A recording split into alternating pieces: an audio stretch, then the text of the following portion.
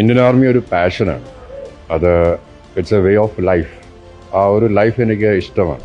മുൻ കരസേനാ മേധാവി Bipin Rawat India's most fearless man എന്ന് വിശേഷിപ്പിച്ച പട്ടാളക്കാരൻ ലഫ്റ്റനന്റ് കേണൽ ഋഷി രാജലക്ഷ്മി ജെയ്ഷി മുഹമ്മദിൻ്റെ ഹിസ്മുൽ മുഹാജിദിൻ്റെയും കേന്ദ്രങ്ങളിൽ നേരിട്ട് കയറി അറ്റാക്ക് ചെയ്ത് അതിൻ്റെ പ്രധാന തീവ്രവാദികളെ അമർച്ച ചെയ്ത അദ്ദേഹമാണിന്ന് ഈ കാരുണ്യത്തിൻ്റെ സേവനത്തിനായി എത്തിയിരിക്കുന്നത്.